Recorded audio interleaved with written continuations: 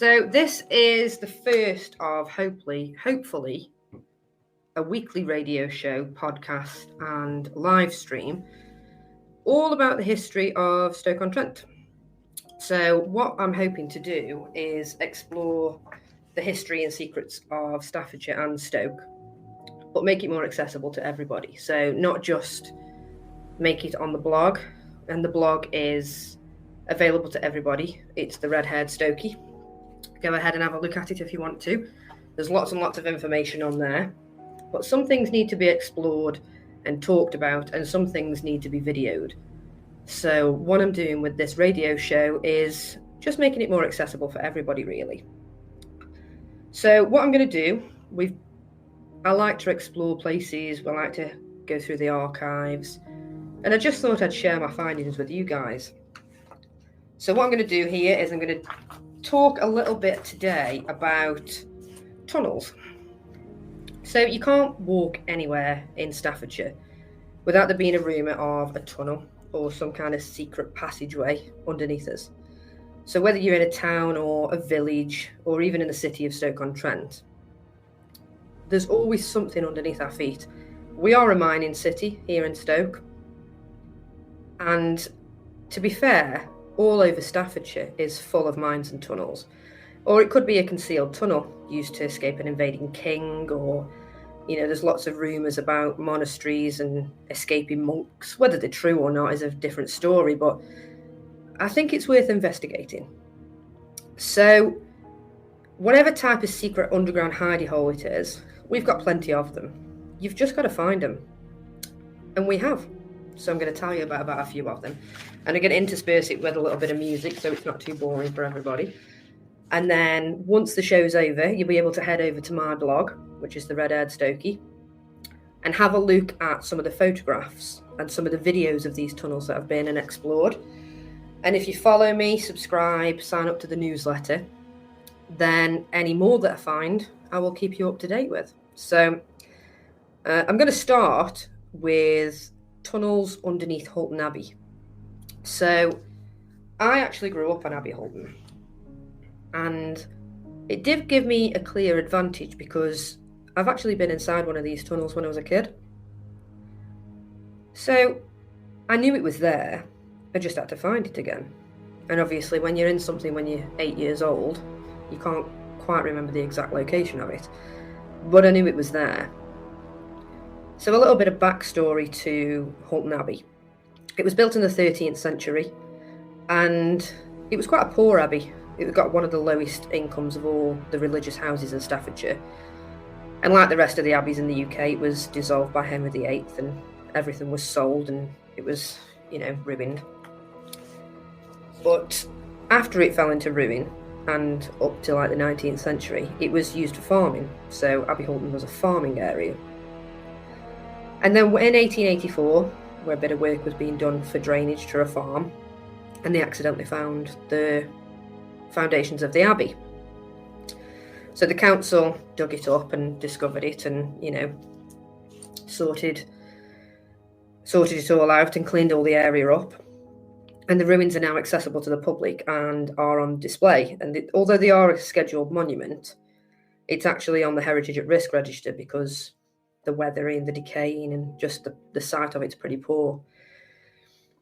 But I always thought growing up that these tunnels were part of the monastery, that they got something to do with, something to do with the monastery. There's always tunnel talk about monks running from the king and, religious persecution and things. But it actually turned out to be a lot closer to home than that. So as you go on to the car park for Hulton Abbey, it's not easy to see that there used to be a school there. So they actually built Carmountide School on top of the abbey, near enough. And during World War II, they actually built underground bunkers for the kids to hide in during the war, during the air raids. With it being so close to quite a lot of munitions factory and things that were on Red Hills Road up to Birch's Head, the area was targeted quite a lot. So it was quite important to get the kids to safety. And this is actually what this tunnel was What I didn't realise when I went looking for it is that it was still there and it's still open. So as you go onto the car park, if you look just slightly to the right as you enter the car park, you'll see like a concrete square. And that concrete square has an open top and a ladder down into it. And again, you'll be able to see the photos on my blog after the show, so make sure you go and have a look at that. As you head down into the tunnel, you see that it's still there, it's still arched, and it's still exactly how it was. So what we found when we went down into it is it only goes so far and it's a bit of a dead end. But what you'll notice is that it's a lot easier to access than it is to get out because the ladder's broken. And there is more than one of them. And what you'll find is that as you go along, each one is blocked up. It's just this one that's open for some reason, but there has been a collapse at the other end. So there isn't really anything left in them. There's not really anything substantial, but you can tell that they're an air raid shelter. And I just don't know what's going to happen to them in the future. I don't know if they're going to be used for anything or if they're going to be filled in. It just seems strange that after the school was demolished in the 80s, that they capped the shelters, but they never got rid of them. So who knows? So what we're going to talk about next is Draycott Cross Colliery in Cheadle. So if you've ever been to Draycott Cross, it's not far outside Cheadle. It's only, I would say it's a little village, but it's not really. There's not really much there but farms now. So it's kind of difficult to imagine that there was ever any industrial structures there at all. It's just a modest, unassuming little area of the countryside. However, underneath you, lost in the undergrowth, is the tunnel of Draycott Cross. So there was a lot of open cast mines here over the years, because back in the day anybody could own a bit of land and dig a mine and, dig coal or iron or whatever it was that they wanted. But they actually found here that it was rich, so it started on an industrial scale. However, once it became huge, it wasn't actually open for that long because it was prone to collapse. They strengthened it with steel loops. They tried everything to make it as strong as they could, but it just didn't work. It kept collapsing. So in the 30s, they created a diversion that went around Huntley Wood, and the tunnel was left untouched. And to be fair, the whole place shut in the 90s. I think it was 1991. And it was all sealed. Each area out of the tunnel was sealed. However, they didn't seal it very well. So many people have been in since then, and you can still see the coal tubs. The haulage system is still there.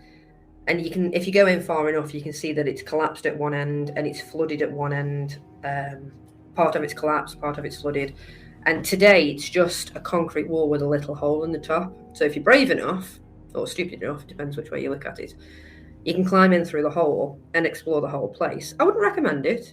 It's not safe, but you can. And as you head down, you can see it's pretty much been left as it was when it was sealed. And again, I will put the photos on my blog at the end of the show so you can see. But I think so many people drive past this because as you go from Draycott Old Road, up to Cheadle, it's actually just in a field on the right-hand side where the old train line used to be. And I think unless you actually know it's there, or you've looked for it, or you've looked for a map, no one knows it's there. And it's just sat there doing absolutely nothing. And I find it absolutely bizarre that it's just there, open. Everything's still in there, just left as it was. A whole mining history just available for the taking. And it's a good job that they sealed up the end with concrete, really, because I feel like there'd be more and more people getting in there, and it really isn't safe. But if you just search for it online, you can see that many people have been in and been right to the end. And there's some absolutely fantastic videos on YouTube that you can look at of people exploring this tunnel. And explaining all of the history, and all the signs are still on the wall. All the coal tubs are still in there on the railway and stuff. It's absolutely amazing. So yeah. Now, before I play another song, I'm just going to quickly talk about a tunnel that's underneath Stoke Station. Now, this isn't one that I've personally been in, though I am trying to personally get in it. So, I mean, not all of the tunnels in Staffordshire and Stoke are ancient and underneath castles and ruins, and they're not all industrial and things. But underneath Stoke Station, there's actually a web of stone vaults. And a Sentinel photographer did go down a couple of years ago. You can find the pictures online. And they're accessed through a doorway at the end of the footbridge on the platform. And these stone vaults actually run the length and breadth of the platform. So the tunnel actually used to come out into the old goods yard, where they're doing the work now and they're regenerating it. It's completely brick built. It's absolutely beautiful. And although it's completely abandoned now, it did used to be offices for the North Staffordshire Railway Company. And if you look at the photographs, you can actually see that it used to be used for things. And now I think they should use it to run like cables and things through. It's not really used for anything interesting. But yeah, I think I would like to see more of these tunnels underneath Stoke Station. I feel like it'd be nice to get down there and make a video and really explore them and maybe find out a little bit more history. I feel like if it was an office back in the day and it was offices, there must be some photographs from down there. There must be something, but I can't find anything online. And I'm pretty good at finding these things. So if anybody knows anything, or anybody knows anybody that used to work in these offices or has been down into these tunnels underneath Stoke Station, please let me know, because I would absolutely love to speak to them. And yeah, I'd love to get down there and do a video, because the only photos I can find of this tunnel underneath Stoke Station were taken by the Sentinel photographer. I think it was a couple of years ago. And I would love to get down there and photograph it myself and find out a bit more about it. But what I'm going to talk about now is the tunnels that are underneath St Edward's Church in Leek. Now, there's always been rumours about tunnels underneath churches. People have said that they go from the church to the abbey in Leek, which isn't possible. People talk about them being hidey holes for priests. But this tunnel makes no sense. It makes no sense at all. So when a new central heating system was being installed underneath the church, an entrance was discovered to a mysterious tunnel.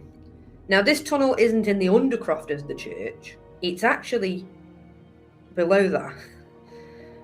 So a good couple of stories underneath the church. So if you imagine you've got the church and the altar and everything like that, and then underneath that, you've got like the undercroft and the vaults.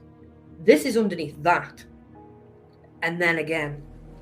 So no one seems to know what they're for, when they were built, who dug them. There seems to be no record of it at all. And the tunnel is made of various types of rock. So there's different sections of the tunnel were dug and built in different eras, from house brick right to being dug into the bedrock. And if you have a look on the website afterwards, I will put pictures up and you can see what I'm talking about. There's stone archways that don't lead anywhere. There's steps. When you go down into the tunnel, actually, I have put a video about this on TikTok, which I've put in my blog post that you'll be able to see. So you go into the undercroft and then you go down a ladder into a hole. And as you go down the ladder, it takes you into like a sandstone pit. And when you stood in the sandstone pit, this has been hand dug, you can tell by the marks on the wall. So this bit's pretty old. But then, strangely, you have to climb back up out of the sandstone pit into the tunnel. And then once you're in the tunnel, it goes sort of up and round, and there's a circular bit that's made of brick. There's an archway made of stone that doesn't lead anywhere. There's steps that used to come out under the altar, but the altar's there now, and that was in a later addition to the church. So this tunnel was obviously from before, when the altar was added to the church. And it's just real higgledy-piggledy. Some people have said it's a tunnel for escaping. It doesn't go anywhere. It used to go outside the church, but I can't see what really that would do. And then some people were like, oh, it was a hidey hole for priests. Yeah, but if it was a hidey hole for priests, why is there archways, like quite ornate archways, made out of hand-chiselled stone? Why are there actual steps? Surely if you were trying to hide a priest, you'd just dig a hole quick and put a board over the top of them so no one found them. It just doesn't make any sense. And the church, the steps that were at the end of the tunnel are circular, and the wall is circular and made of brick. So a lot of work's gone into it. And you've got to remember that this is built underneath the church, underneath the entire church, and then just sealed up and forgotten about. It just doesn't make any sense to me. Now, in terms of the age, we didn't really know. I couldn't figure out, and I can't find any record of the age of these tunnels. But there is some graffiti on the wall that's like hand engraved into the stone.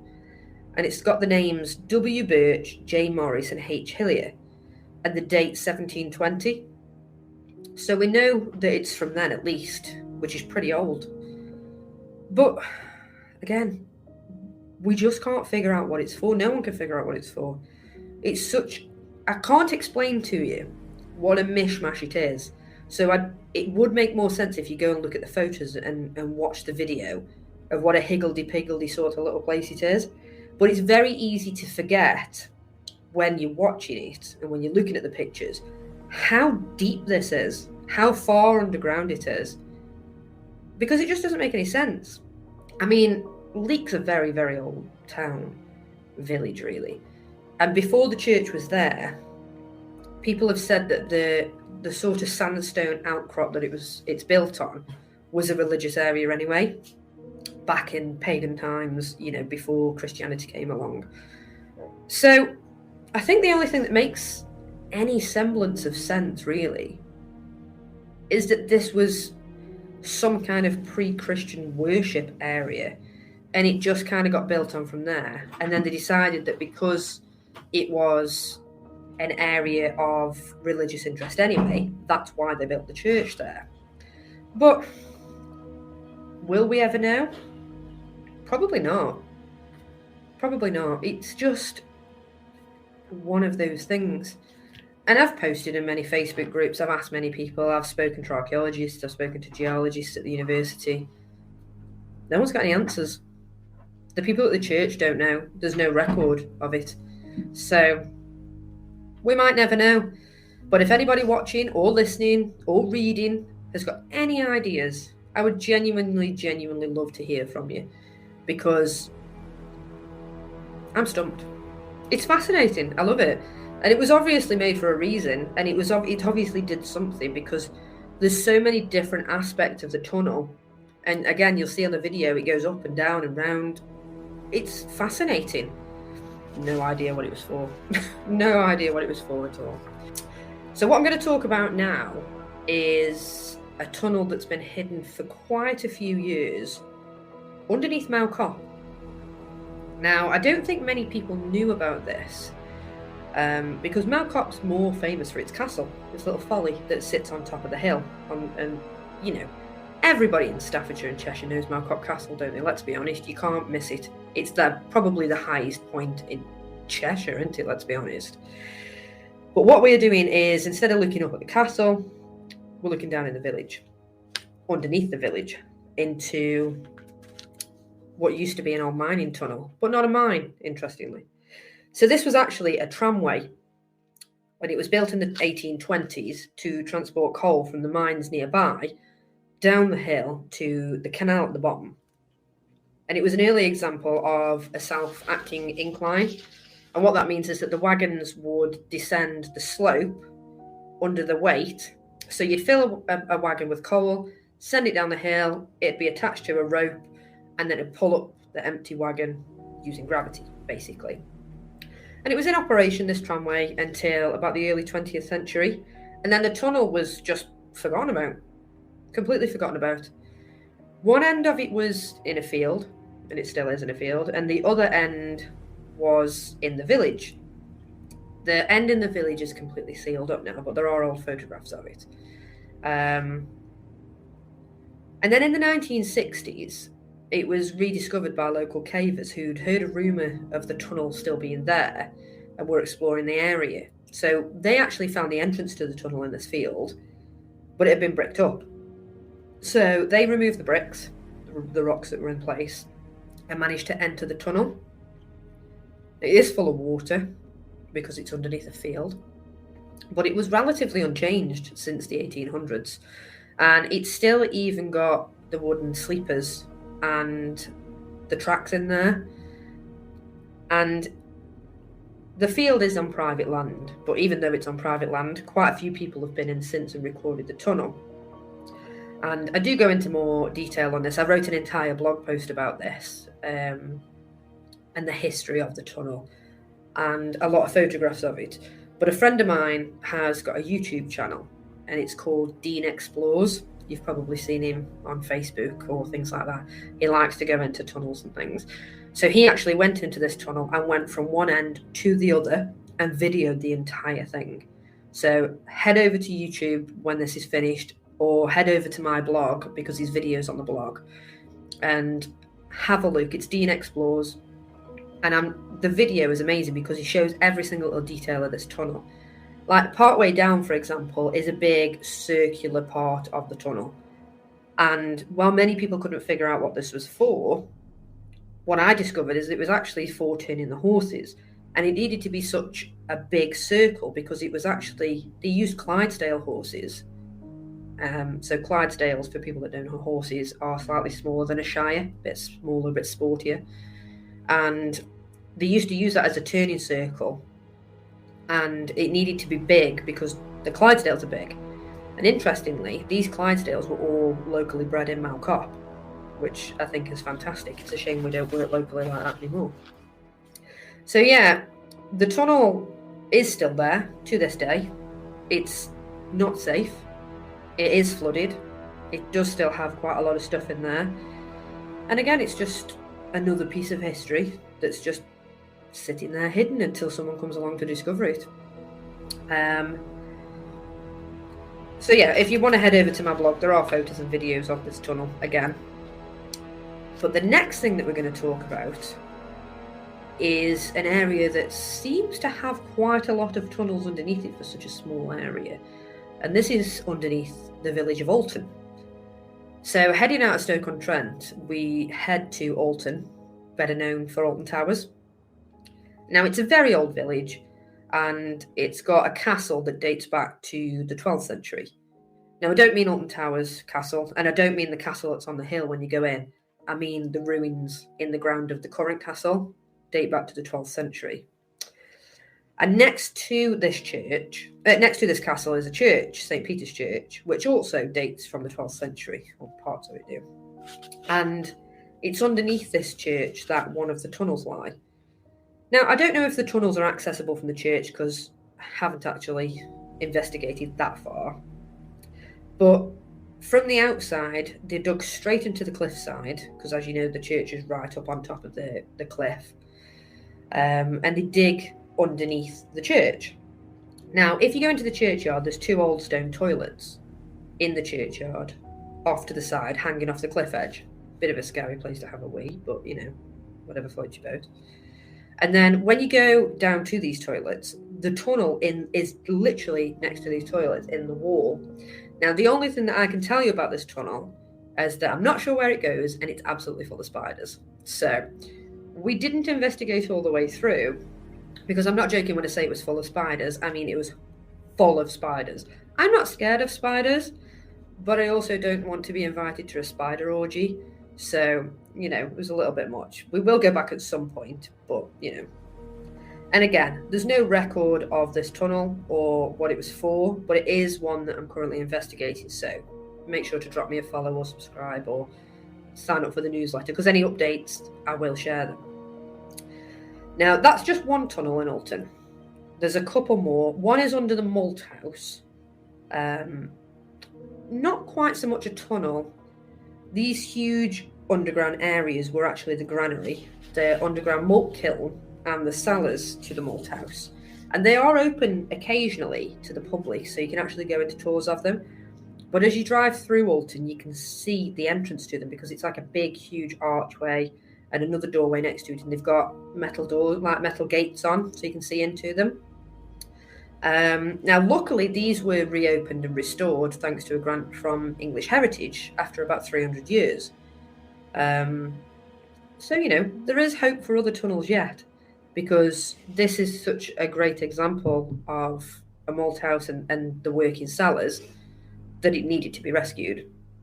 So, again, there's photos of that on my blog. It's hard to describe just how incredible this is, but if you go onto the blog when this show's finished, you'll be able to see a photograph of in there. And if you go onto the website or check the Malt House in Alton on Facebook, keep an eye out, because they do heritage days, they do guided tours where you can actually go down into the cellar and they'll tell you what it was all about, which is fantastic. Obviously, we went on it. And then there is one more tunnel that we definitely know about in Alton, and this is accessed from New Road. And as you go up New Road, there's a building on the left-hand side that used to be Lord Shrewsbury, or the Wild Duck, depending on how old you are. And this entrance to the tunnel is still there. I've put a couple of pictures on the blog. And unfortunately, this tunnel doesn't actually go anywhere now, because when the driveway was being laid to this building, a steamroller actually fell in. And this was within living memory. So when the steamroller fell in, they obviously had to repair the tunnel and make it safe, so they had to fill it in. But you can get so far in it. But what we don't know is what is the other side. Now, a lot of people have said that the tunnel did link to other tunnels beneath the White House and the Bull's Head pub in the village, but I've yet to find these. So if anybody has any info or access to these tunnels, please do contact me. If you live in the White House or you run the Bull's Head in Alton and you're listening to this, then please contact me, because I would love to see the tunnels underneath your house or underneath your pub.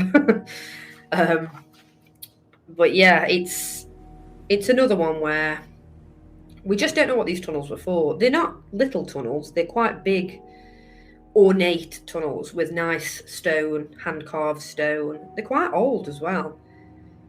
Will we ever know what they were for? Probably not. Will I ever stop trying to find out?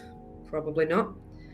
But yeah, we just like exploring them, and it's one of them things. So now I'm just going to talk to you a little bit about a tunnel that's underneath Campbell Place in Stoke. Now, I've heard rumours of this, and we know it was there because there's loads of photographs of it. It was the canal tunnel. It was constructed in the early 19th century as part of the Newcastle-under-Lyme Canal that connected basically where the A500 is now, when you drive over from Stoke Station into Stoke.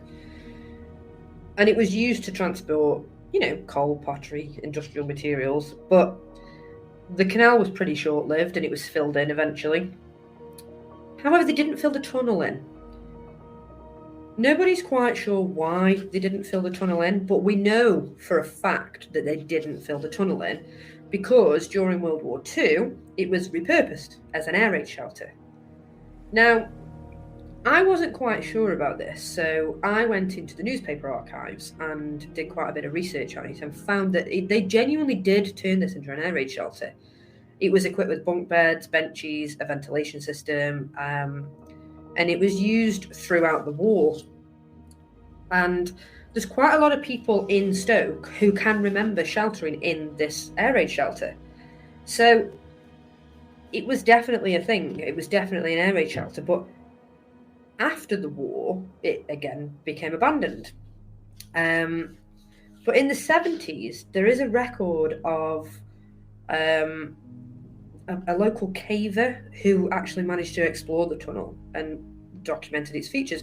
I can't find any details about this. It was just a little snippet that I found online that someone in the 70s had been into this tunnel. Now, there's also been discussions about restoring the tunnel, but nothing ever came to fruition.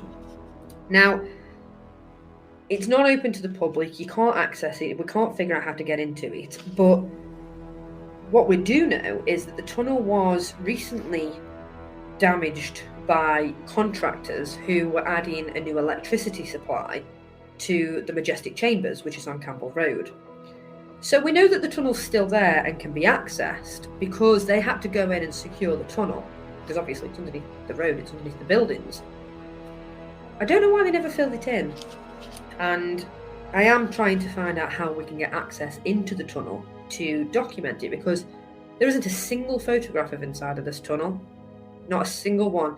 The old Victorian photographs before the tunnel was filled in are all above ground. You can see the entrance to the tunnel. It used to come out behind the buildings, a bit further over by King's Hall.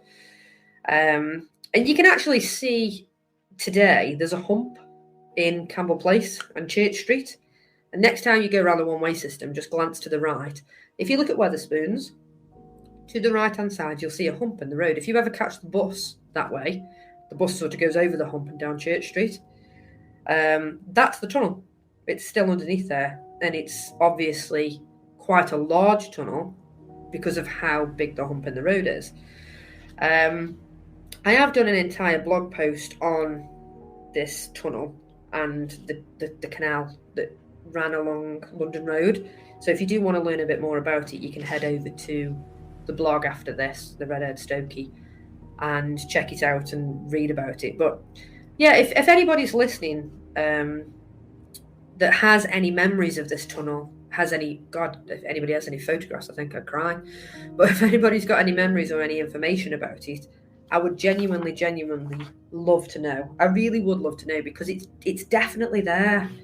And I can't find anybody who has access to it, try as I might. And I would absolutely love to, even if I can't get access to it, if they won't let me to go down it, even if they would go down and take my camera, I would really love it, because I genuinely think it needs restoring. And I think it needs recording, if nothing else, just because it's history and it's hidden under there. So I've saved, I think, the best for last, because the Leopard in Burslem is probably one of the most famous pubs in Staffordshire. And it was before it burned down, to be fair. It was an icon. But unfortunately, it did burn down in January last year. And unfortunately, again, is sitting in a sorry, blackened, half-demolished state. So for anybody that doesn't know about the tunnels underneath the Leopard, back in the early noughties, the then landlord, Neil Crisp, opened up the hotel at the back that they didn't realise belonged to the pub. And at the back, they found all these rooms that were still how they were left in like the early 1900s. So when Sharon took over the Leopard, we were invited to go and photograph it. So I went up, photographed all the rooms, absolutely amazing. Still got all the beautiful wallpaper on the walls, still got all the fireplaces in, still got the original toilets with the toilet paper. It was absolutely incredible.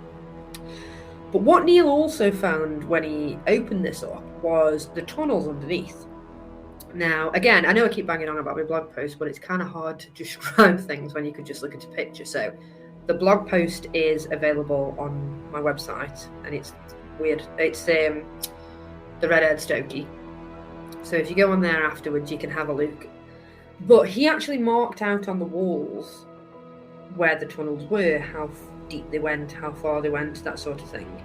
But unfortunately, these tunnels were never opened. But it did start a lot of people researching and trying to discover what the tunnels were for or where they went. Now, it seems that one of the tunnels went to the old Norris Brewery across the road, which used to stand where Ceramica stood.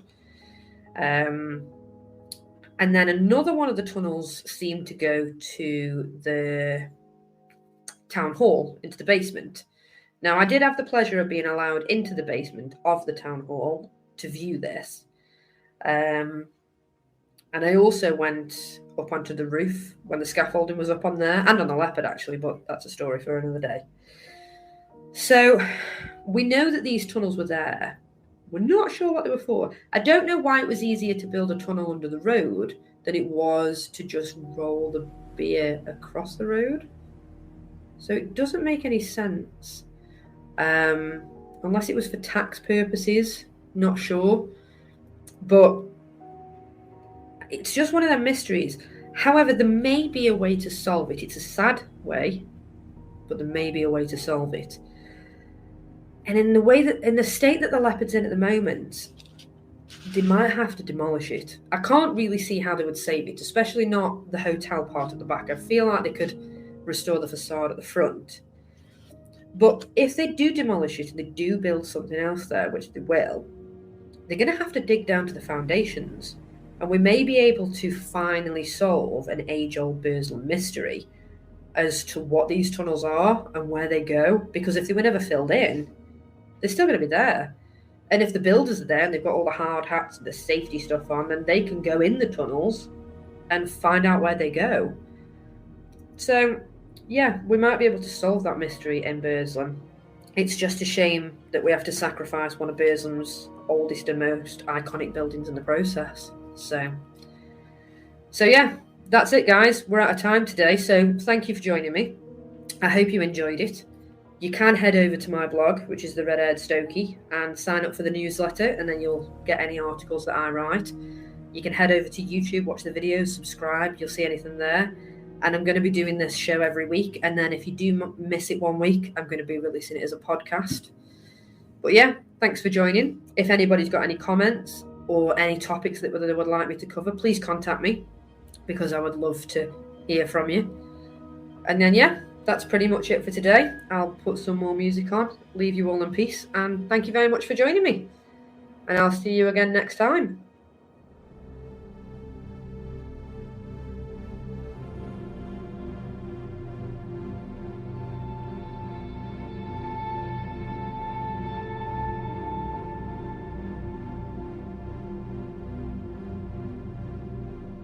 Thank you.